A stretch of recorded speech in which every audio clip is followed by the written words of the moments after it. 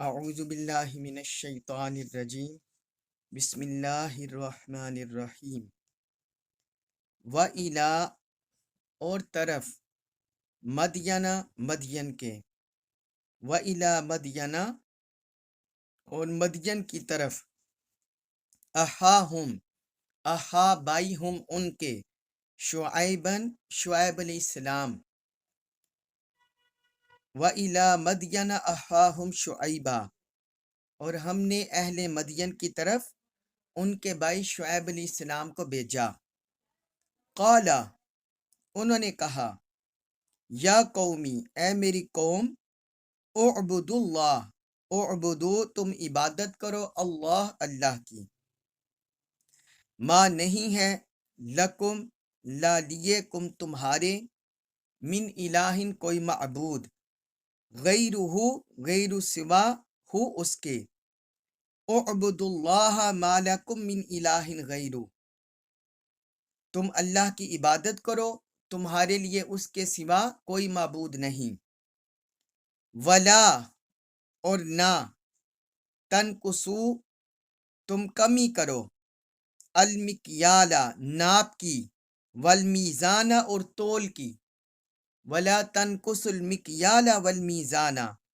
اور ناپ اور تول میں کمی مت کیا کرو انی بے شک میں اراکم ارا دیکھتا ہوں کم تمہیں بخیرن اسودہ حال انی اراکم بخیرن بے شک میں تمہیں اسودہ حال دیکھتا ہوں وانی اور بے شک میں اخاف خوف کرتا ہوں خوف محسوس کرتا ہوں علیکم اوپر تمہارے عذاب کے یومن اس دن محیط جو گیر لینے والا ہے وانی اخاف علیکم عذاب یوم محیط اور بے شک میں تم پر ایسے دن کے عذاب کا خوف محسوس کرتا ہوں جو تمہیں گیر لینے والا ہے۔ اس آیت مبارکہ میں اللہ رب العزت نے اب یہ سورہ ہود کا 8واں رکوع شروع ہو رہا ہے، سورہ ہود کا 8واں رکوع، اور اس رکوع میں اللہ تعالیٰ نے قوم مدین کے حالات، ان کی طرف حضرت شعیب علیہ السلام کی بعثت اور ان کی دعوت کا مرکزی نقطہ، مرکزی ہدف، اور پھر آگے قوم کا کیا جواب تھا، کیا رد عمل تھا، یہ اللہ رب العزت نے اس سارے رکوع میں ذکر کیا ہے۔ مدین بعض روایات سے پتہ چلتا ہے کہ یہ مدین حضرت ابراہیم علیہ السلام کے بیٹے کا نام تھا، پھر یہ حضرت شعیب علیہ السلام کے قبیلے کا نام پڑ گیا، اور بعض مفسرین نے کہا ہے کہ حضرت ابراہیم علیہ السلام کے بیٹے مدین نے اس شہر کی بنیاد ڈالی تھی، اس شہر کی بنیاد رکھی تھی، تو ان کے ساتھ نسبت کی وجہ سے قوم مدین مشہور ہو گیا۔ تو اللہ تبارک و تعالی نے اسی قوم مدین کا ذکر کیا وَإِلَىٰ مَدْيَنَ أَخَاهُمْ شُعَيْبًا، اور ہم نے مدین کی طرف ان کے قومی بھائی حضرت شعیب علیہ السلام کو بھیجا۔ تو یہاں بھی مراد ہے حضرت شعیب علیہ السلام کہ ان کے قومی بھائی، ہم قبیلہ بھائی، ان کی قوم میں رہنے والے، فرمایا یہ ان کو ہم نے ان کی طرف بھیجا، ان کے اندر مبعوث کیا۔ تو انہوں نے کیا ان سے کہا، کیا دعوت دی؟ قال یا قوم اعبدوا اللہ ما لکم من الہ غیرہ، انہوں نے فرمایا اے میری قوم تم اللہ کی عبادت کرو، اس کے سوا تمہارا کوئی معبود نہیں۔ ہم پچھلے انبیاء کرام کے حالات بھی پڑھے ہیں، حضرت نوح علیہ السلام سے لے کر حضرت لوط علیہ السلام تک، کہ وہ بھی اپنی قوم کو اسی کی دعوت دیتے رہے، دعوت توحید بھی دی۔ یہ چھٹا واقعہ چلا آ رہا ہے، چھٹا واقعہ، 6 واقعہ ہے، سٹوری ہے حضرت شعیب علیہ السلام اور ان کی قوم کی، جو اس سورت ہود میں تسلسل سے چلے آ رہے ہیں واقعات انبیاء کرام کے اور ان کی اقوام کے، یہ چھٹا واقعہ ہے۔ تو انہوں نے فرمایا کہ تم اللہ کی عبادت کرو، اس کے سوا تمہارا کوئی معبود نہیں۔ کیونکہ ان کی قوم بھی شرک میں ملوث تھی۔ اللہ تعالیٰ کے ساتھ انہوں نے دوسرے معبودان باطلہ بنائے ہوئے تھے، ان کے آگے جھکتے، ان کو سجدہ کرتے، ان کو معبود بنا رکھا تھا خدا کے ساتھ۔ تو اس لیے ان کی دعوت کا بھی پہلا جو نقطہ تھا وہ یہی تھا کہ تم اس اللہ کی عبادت کرو جس کے سوا کوئی معبود نہیں، وہی معبود برحق ہے۔ اور دوسرا ساتھ جو ان کے اندر معاشرتی برائی تھی، پہلا تعلق ہو گیا حقوق اللہ کے ساتھ، اللہ کی عبادت کرنا، اللہ کو معبود برحق ماننا، یہ اللہ کا حق ہے، یہ حقوق اللہ میں آ گیا۔ آگے جو حقوق العباد میں کمی تھی وہ دوسرا ان کی دعوت کا نقطہ تھا، وَلَا تَنْقُصُوا الْمِكْيَالَ وَالْمِيزَانَ، اور تم ناپ اور تول میں کمی مت کیا کرو۔ اب یہ ان کی قوم کے اندر یہ دوسری معاشرتی برائی تھی، بندوں کے ساتھ ظلم کرنا، نا انصافی کرنا، خرید و فروخت میں، یہ ان کے اندر برائی تھی۔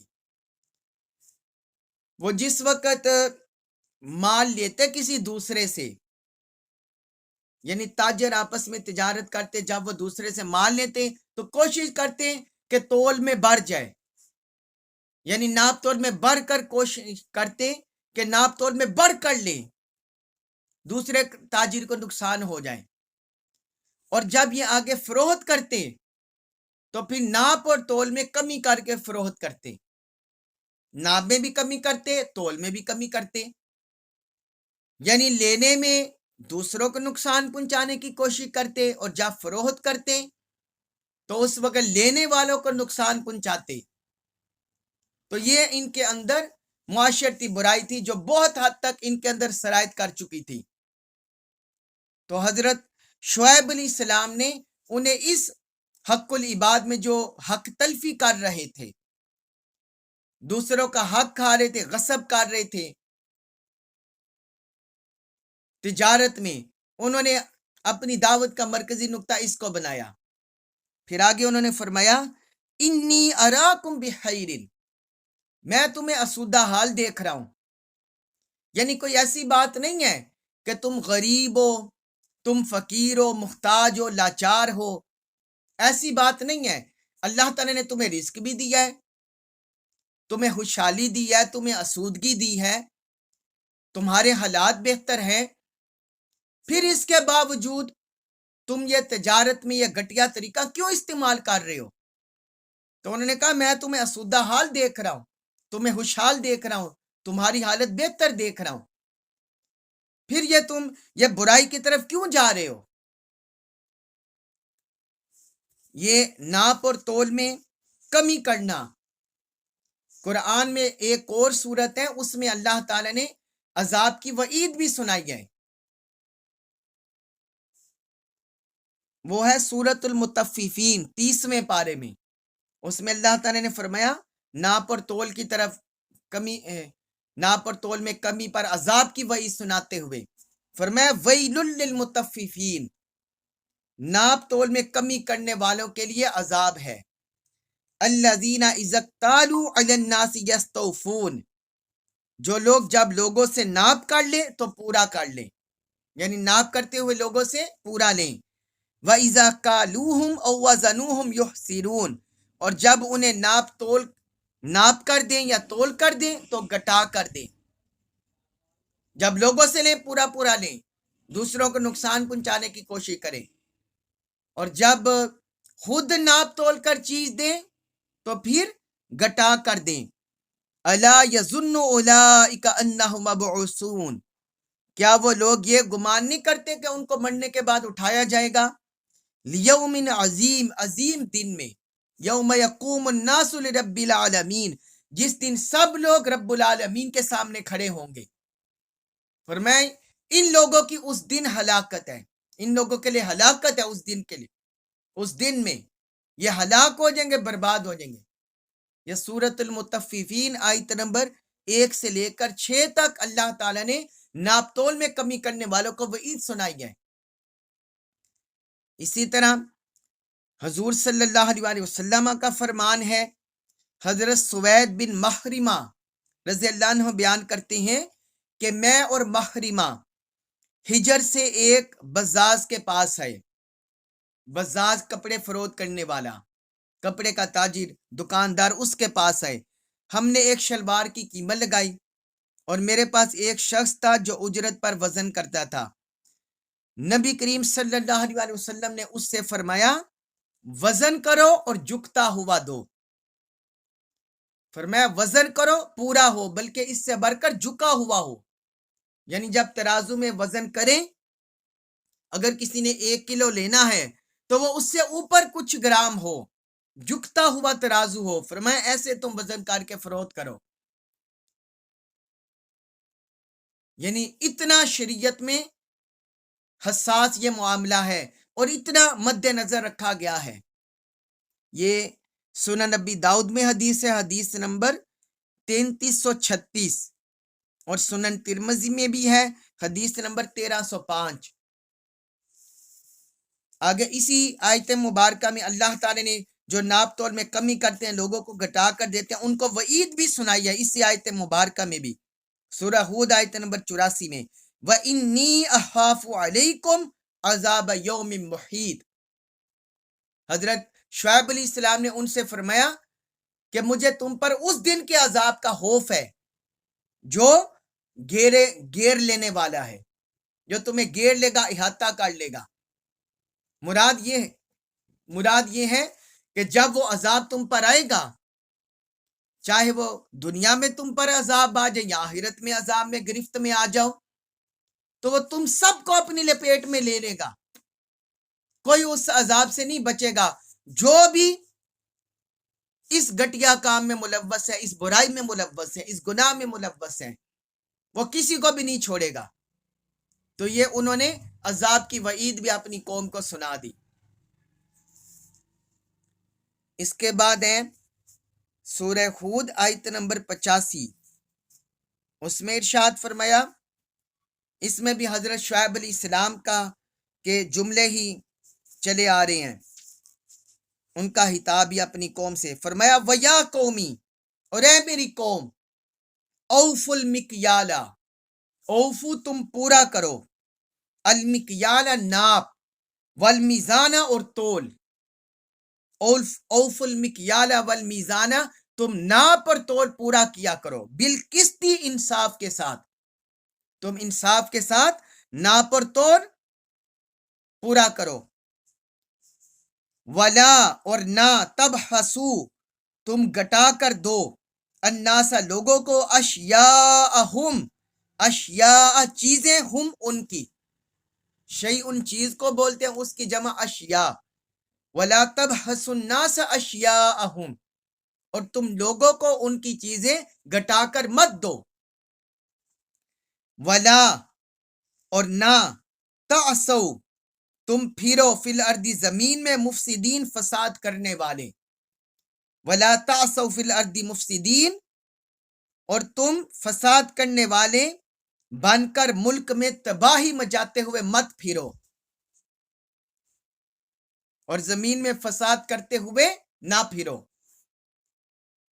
اب یہ دیکھیے، اب اس آیت مبارکہ میں بھی جو پچھلی آیت ہے جس میں انہوں نے فرما دیا تھا کہ تم ناپ اور تول گٹا کر مت دو، کمی مت کرو، اب یہاں انہوں نے مزید تاکید سے پھر فرمایا، اپنا جملہ دہرایا. پہلے نہیں تھا ناپ اور تول میں کمی کرنے کی ممانعت، نہیں، منع کر دیا. اب آگے ناپ اور تول کو انصاف کے ساتھ پورا کرنے کا حکم دے دیا. فرمایا وَيَا قَوْمِ أَوْفُوا الْمِكْيَالَ وَالْمِيزَانَ بِالْقِسْطِ، اور اے میری قوم، تم ناپ اور تول انصاف کے ساتھ پورا کرو، تم ناپ اور تول انصاف کے ساتھ پورا کیا کرو. یہ تاکید ہے. پہلے پچھلی آیت میں ممانعت کر دی ناپ اور تول میں کمی کرنے کی، اور اس آیت میں ناپ اور تول پورا کرنے کا حکم دے دیا. یہ قرآن میں، حدیث میں اس طرح کا ایک جملے میں نہیں کر دینا، منع کر دینا برائی کا، اور دوسرے جملے میں اچھائی کا حکم دے دینا، یہ تاکید کے لیے یہ اسلوب اختیار کیا جاتا ہے، تاکید کے لیے۔ جس طرح آپ دیکھیں کہ ہم کہتے ہیں کہ اللہ کی توحید پر ایمان لاؤ، اور ساتھ ہی ہم یہ بھی کہہ دیتے ہیں کہ اللہ کے ساتھ کسی کو شریک نہ ٹھہراؤ۔ تو پہلے ایمان لانے کی مثبت تاکید، مثبت ہو گیا، حکم دے دیا گیا، اور بعد میں نہیں کے معنی میں آ گیا۔ تو یہ تاکید کے لیے ہوتا ہے کہ اللہ کو ایک مانو اور اس کے ساتھ شریک نہ ٹھہراؤ۔ حکم بھی آ گیا، فرض بھی آ گیا، اور حرام بھی آ گیا۔ یہ تاکید کے لیے اسلوب اختیار کیا جاتا ہے۔ جس طرح یہ بھی ہم بولتے ہیں کہ رشتہ داروں کے ساتھ مل جل کر رہو اور ان کے ساتھ قطع تعلق نہ کرو، تو یہ حکم بھی آ گیا فرض کا، واجب کا کرنے کا، اور منع کرنے کی نہیں بھی آ گئی کہ رشتہ داروں کے ساتھ مل کر رہو اور قطع تعلقی نہ کرو۔ اسی طرح پچھلی آیت میں انہوں نے ممانعت کر دی کہ ناپ اور تول میں کمی مت کرو، 20 آیت کے شروع میں حکم دے دیا کہ انصاف کے ساتھ ناپ اور تول پورا کرو، جیسا جس کا حق بنتا ہے ویسے دو، کمی مت کرو۔ اور آگے مزید فرمایا وَلَا تَبْحَثُوا النَّاسَ أَشْيَاءَهُمْ، اور لوگوں کو ان کی چیزیں گھٹا کر نہ دیا کرو، یعنی ناب میں کمی کر دی، تول میں کمی کر دی، تو یہ گھٹا کر مت دو۔ اور اس میں پھر گھٹا کر، اس میں پھر اور چیزیں بھی آ جاتی ہیں، ان کی چیزیں گھٹا کر نہ دو، کبھی ان میں پھر اور چیزیں بھی آ جاتی ہیں، جیسے چوری کرنا، لوٹ مار کرنا، کسی کا مال غصب کرنا، ڈاکہ ڈالنا، کسی سے سود کھانا، کسی کو بلیک میل کرنا، نقلی چیزیں بیچنا، ملاوٹ کر کے چیزیں بیچنا، یہ ساری پھر اس باقی چیزوں میں آ جاتی ہیں کہ لوگوں کو نقصان نہ پہنچاؤ ان کی چیزوں میں۔ اور آگے فرمایا وَلَا تَعْثَوْا فِي الْأَرْضِ مُفْسِدِينَ، اور زمین میں فساد کرتے ہوئے نہ پھرو، زمین میں فساد کرتے ہوئے نہ پھرو۔ یعنی اس کا مطلب یہ ہے کہ جب کوئی بندہ تاجر جو ہے، جو گٹیا مال اس طرح ناپ تول میں کمی کرتے، جب وہ کسی دوسرے کو نقصان پہنچائے گا تو دوسرا اسے نقصان پہنچائے گا، وہ آگے پھر اسے نقصان پہنچائے گا۔ اور اس میں یہ بھی ہے کہ جب کوئی بندہ کہ تم اپنی دنیا اور آخرت کی فلاح کو نقصان پہنچانے کی کوشش نہ کرو۔ اور اس کا یہ معنی بھی ہے، تیسرا اس کا یہ معنی بھی ہے کہ جب کوئی بندہ کسی کو ناپ تول میں کمی کر کے دے گا، اسے جب پتہ چلے گا تو وہ آ کر اس سے جھگڑے گا۔ مثلا ہمارے ہاں روزمرہ میں دیکھ لیں، ہم کسی سے 1 کلو کوئی چیز لینے جائیں، وہ ہمیں 3 پا دے دے یا 900 گرام دے دے، ہمیں پتہ چل جائے پہلے دن، دوسرے دن، کسی دن پتہ چل جائے، ہم اس سے جھگڑنا شروع کر دیں گے دکاندار سے کہ تم تو اسی طرح مجھے گھٹا کر دیتے رہو، مجھے اب پتہ چلا ہے۔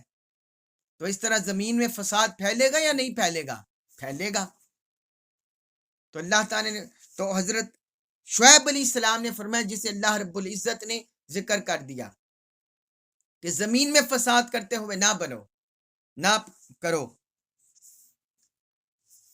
اس کے بعد ہے سورہ ہود آیت نمبر 86، اس میں ارشاد فرمایا بقیت اللہ، اللہ کے دیے میں بچ جانے والا، بقیت اللہ، بقیتن جو بچ رہا، اللہ کے دیے میں سے، خیر بہتر ہے، لکم لیکم تمہارے، بقیت اللہ خیر لکم، جو اللہ کے دیے میں بچ رہے وہی تمہارے لیے بہتر ہے۔ اللہ کا جائز کیا ہوا نفع، اس سے مراد یہ بھی ہے جو تمہارے لیے بچ رہے وہی تمہارے لیے بہتر ہے۔ ان اگر تم ہو مؤمنین، ایمان والے، ان کنتم مؤمنین، اگر تم ایمان والے ہو، وما، اور نہیں ہوں، انا میں، علیکم، علی اوپر، کم تمہارے، بحفیظ، نگہبان، وما انا علیکم بحفیظ، اور میں تم پر نگہبان نہیں ہوں، اور میں تم پر نگہبان نہیں ہوں۔ اب یہ حضرت شعیب علیہ السلام کے جملے ہی خطاب ہی اپنی قوم کو جاری ہے۔ انہوں نے فرمایا اے میری قوم، جو جائز نفع تم ناپ تول میں حاصل کرو، جائز نفع تم حاصل کرو، بقیات اللہ خیر لکم، جو جائز نفع تمہیں مل جائے اپنا مال فروخت کر کے تو وہ تمہارے لیے بہتر ہے، اس سے تمہاری ضرورتیں پوری ہو جائیں گی، تمہاری آپس میں محبت بھی برقرار رہے گی، اور معاشرے میں فتنہ اور فساد بھی نہیں پھیلے گا۔ اور پھر اس سے یہ بھی ہوگا کہ جو بندہ ایماندار ہوتا ہے، جو تاجر ایماندار ہوتا ہے، لوگوں کو پتہ چل جاتا ہے کہ یہ بندہ ناپ تول میں کمی نہیں کرتا، یہ جھوٹ نہیں بولتا، فراڈ نہیں کرتا، دغا نہیں کرتا، تو آپ بتائیں کیا لوگ اس کے پاس مال خریدنے نہیں جاتے ہیں؟ تو اس کا مطلب ہے رزق کے دروازے اس کے لیے کھل جاتے ہیں، اللہ کی رحمت برکت اس کے شامل حال ہو جاتی ہے۔ تو اس لیے انہوں نے فرمایا بقیات اللہ خیر لکم، جو اللہ کی طرف سے تمہارے لیے بچ رہے جائز منافع وہ تمہارے لیے بہتر ہے۔ ان کنتم مؤمنین، اگر تم ایمان والے ہو، اگر تم مومن ہو، اللہ کے احکام ماننے والے ہو، اس کے رسول کے احکام ماننے والے ہو، تو اس میں تمہارے لیے بہتری ہے، دنیا کی بھی آخرت کی بھی، یہ تمہارے لیے گھاٹے کا سودا نہیں ہے۔ اور بقیات اللہ کا ایک معنی یہ بھی ہے ثواب، کہ جو اس سے تم ثواب حاصل کرو گے، اللہ پر ایمان لا کر اس کے احکام پر عمل کر کے جو ثواب تمہیں ملے گا، اللہ کی رضا ملے گی، یہ تمہارے لیے بہتر ہے، بجائے دغا کر کے، ناپ تول میں کمی کر کے، گناہ کمانے کے، کہ اس سے تمہیں گناہ ہی ملے گا، تمہارے لیے گھاٹا ہی ہوگا۔ تو فرمایا وہ جائز منافع تمہارے لیے دنیا کے لحاظ سے بھی بہتر ہے، ثواب اور اللہ کی رضا کے لحاظ سے بھی بہتر ہے، اگر تم ایمان والے ہو۔ آگے فرمایا وما انا علیکم بحفیظ، اور میں تم پر نگہبان نہیں ہوں۔